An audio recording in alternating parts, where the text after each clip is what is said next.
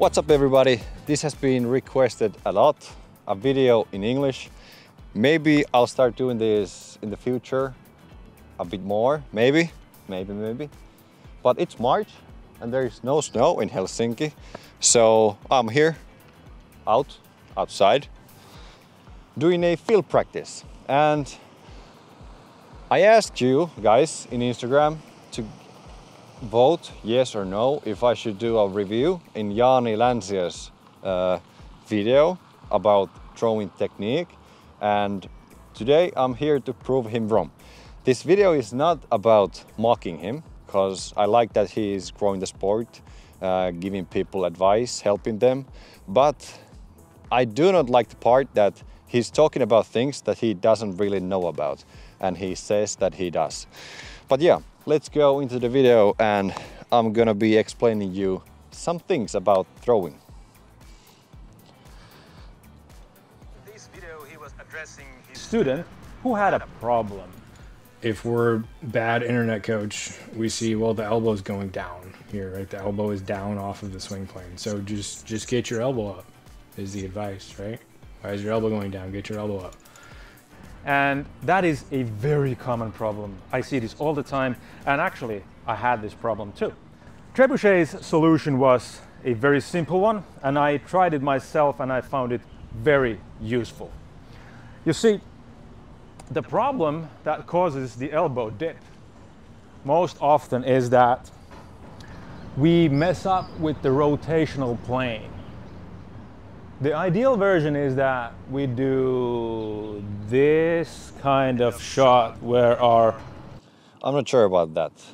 He says that the reason our elbow's going down is the reason our body is not staying at the same plane.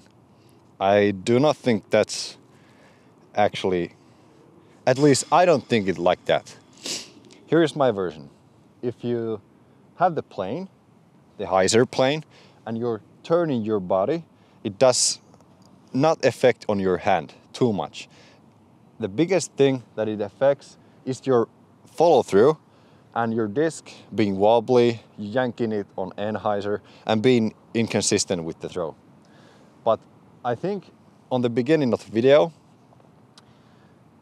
there was an example that his elbow was down, but that wasn't really true. The disc was up. If the disc came down, then the elbow would be just fine. It's about keeping the disc on a lower level, not high.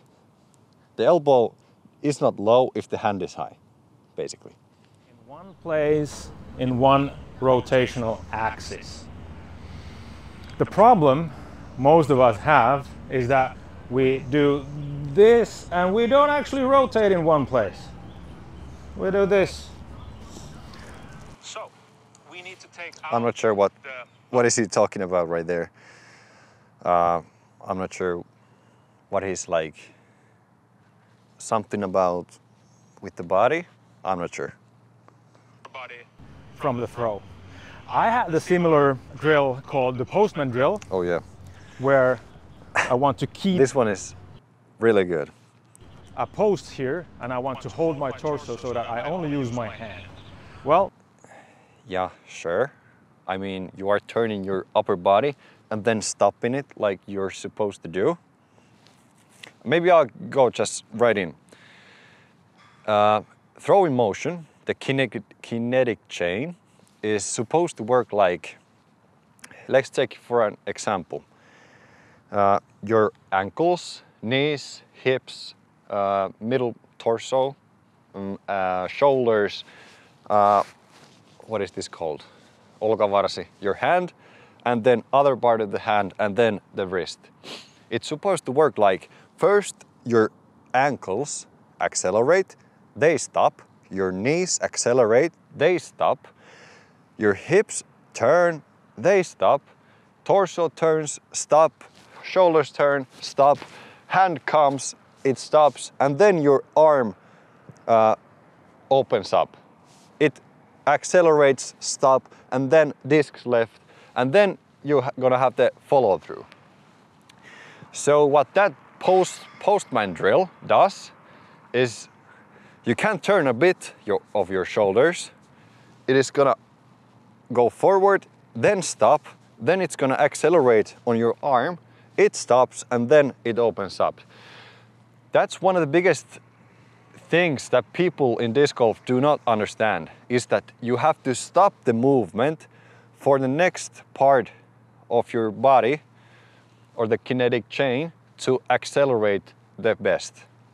So often you see people and they're throwing and their upper body is turning, and the whole hand and their upper body is going at the same speed. And there is no part for the disc to accelerate or the kinetic chain. It kind of fails at this point. The optimal way was to do is to turn, then stop your body at 90 degrees from where you're throwing, and then your hand comes here, and then the next part accelerates. This is the way to move the energy from your body to the hand. So it has to stop for it to be the most effective. And actually we measured my torso movement last fall, and it actually went backwards during my throw. When I have the capabilities to stop the movement with my torso, it transfers the energy much better in my hand with less power. So yeah, that's one of the biggest things that happens in that movement. So the torso stops and the energy from the little movement transfers into the disc. Well, trebuchet does the same without the post, but also addresses the front leg. Like the front hip is the main supporting point, which is correct. The front hip is the main supporting point. That is correct.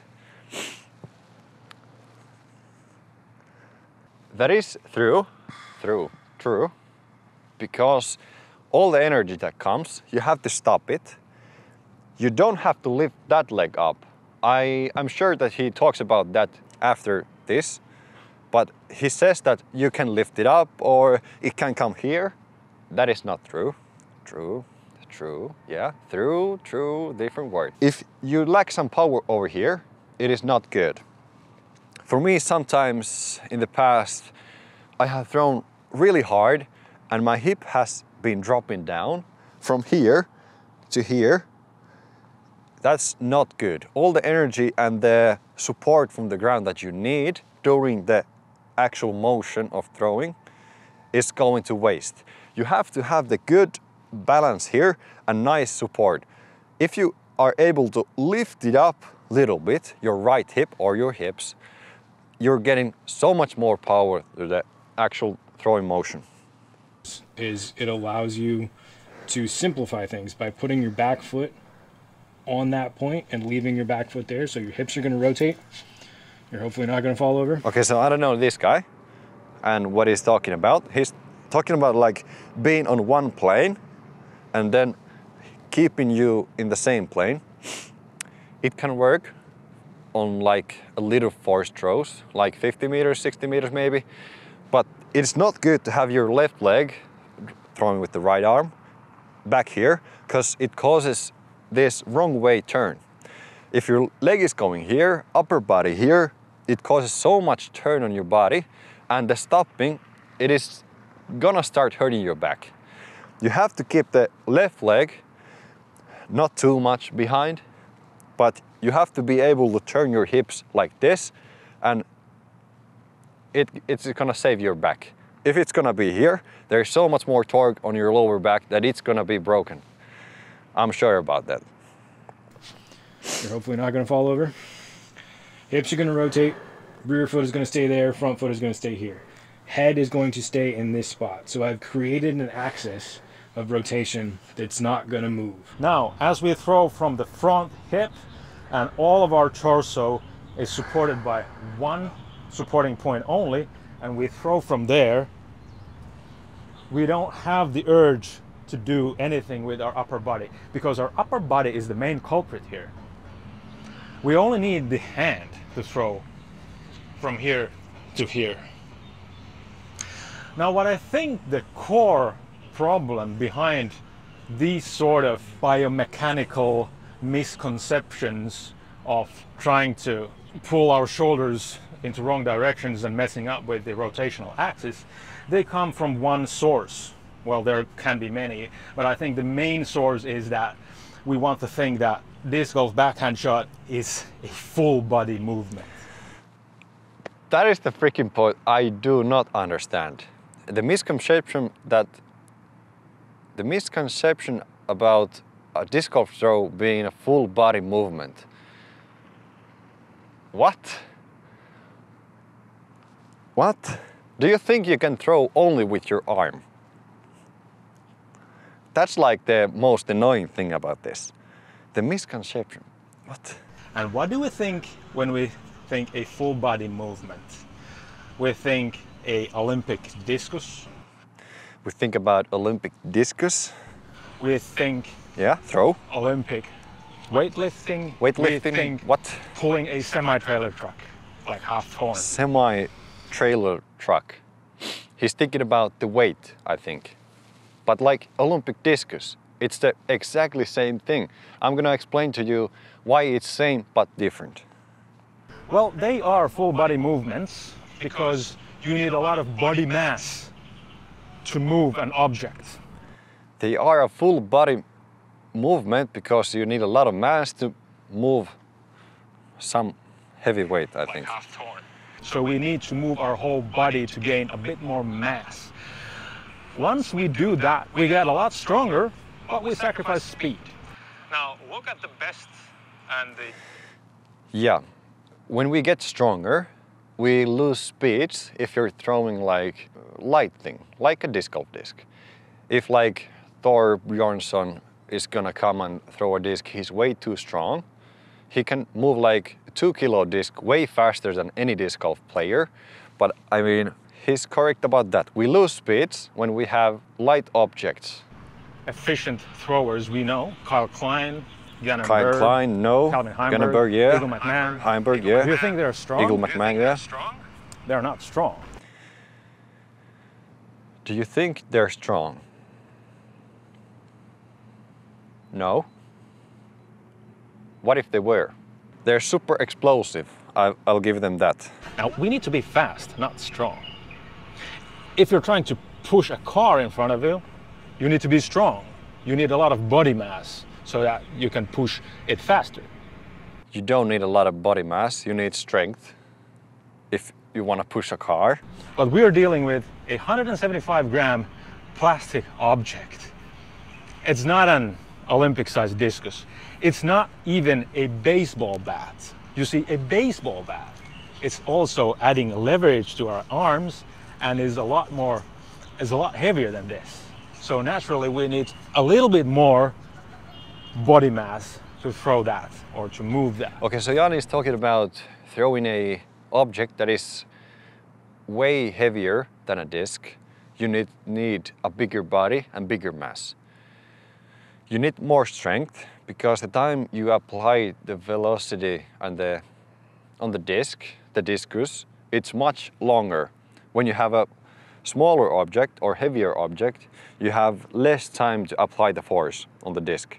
So you don't have to be as strong because the maximum strength is the base for like all of the acceleration, and so the maximum strength is a base for speed, basically, for all strength. So you cannot be explosive if you do not have the maximum strength behind the explosiveness. And when you have smaller time frame to apply the force, you have to be not as strong as with the heavier object. So Jaani is talking about moving your body. There is no advantage of being 200 pounds and moving your body around like with the heavier object. I kind of do not like the way he moves because that is super wrong. Because with discus, you accelerate your knee, your ankles, knees, hips, torso, and then they stop and the hand is the last thing that moves. Everything else is in stop and the last thing is that your hand is coming through and then having the follow through. And the javelin is the exact same. They run to the place, step, everything moves, and then comes the arm and it leaves the hand. So it's exactly the same, but they have to have more maximum strength to get the javelin or the discus traveling longer. Hopefully you understand. It is way harder to explain that in English than in Finnish. So if you have any questions, you can hit my Instagram, Kolguoksa. Think about it. You want to throw like this, not like this. He's correct.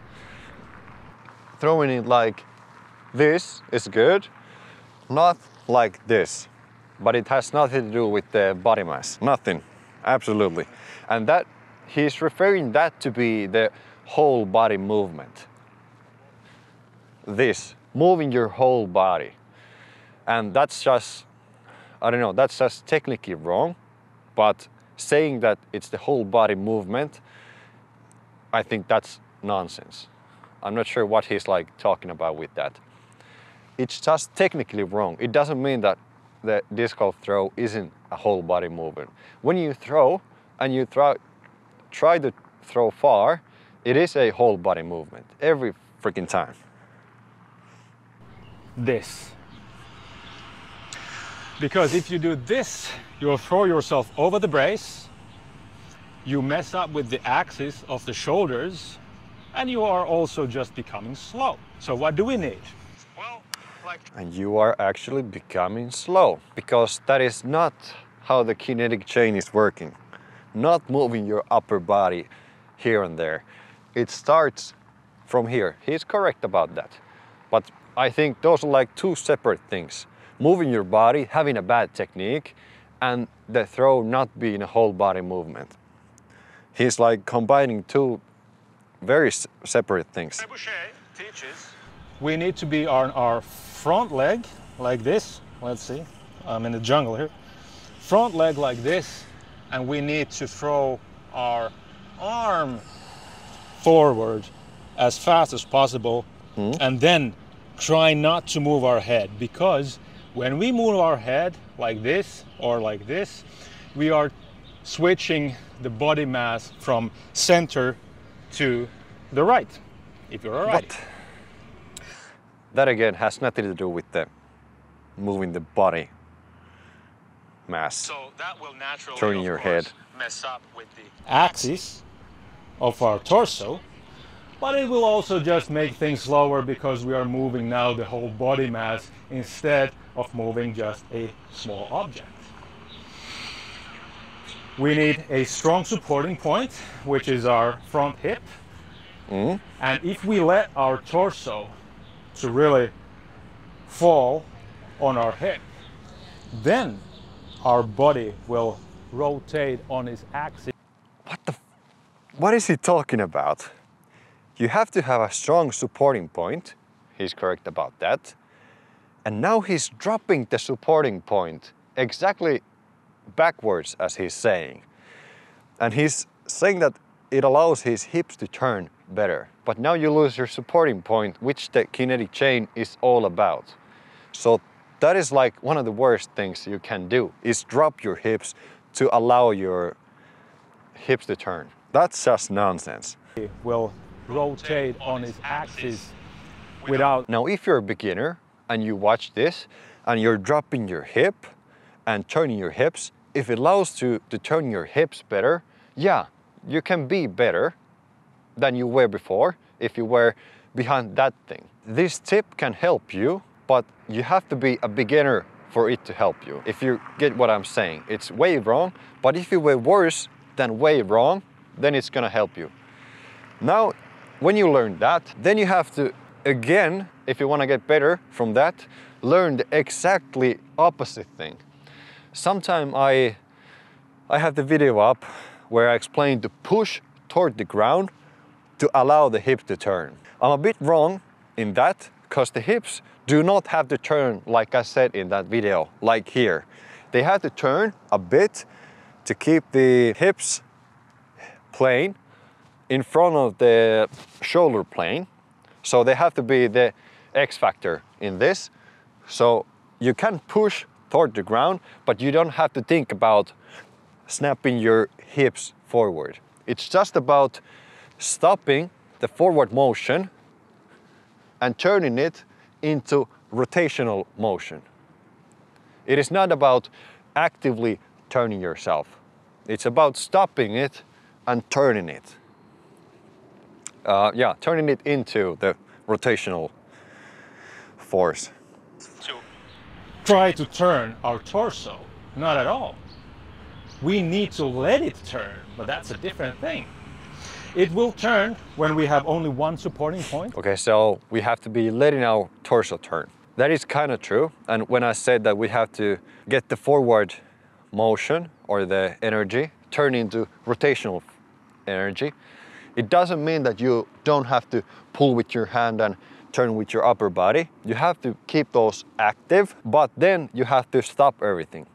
And that requires much more force than the actual forward motion that you're actively doing. And actually we have researched that in my throwing, I have really great peak of stopping, and that's why I'm able to get the energy from my body to my hand compared to other players.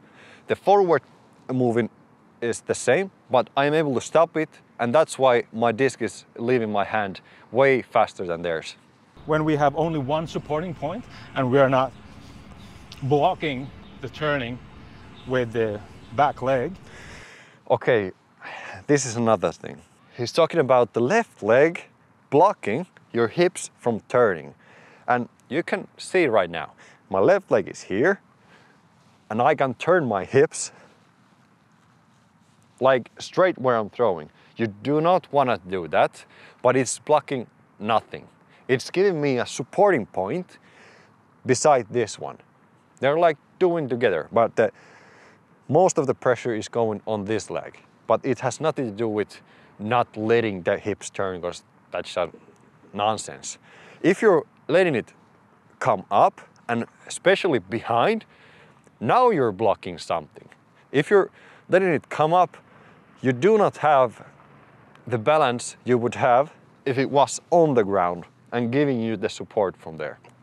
So do not lift it up if you're trying to throw far. When you try to throw low, I heard that Ken Climo has this thing that lifting his left leg up, and that is kind of good advice, maybe, if you learn it that way. But even then, it doesn't move. It just stays right there, but it's up.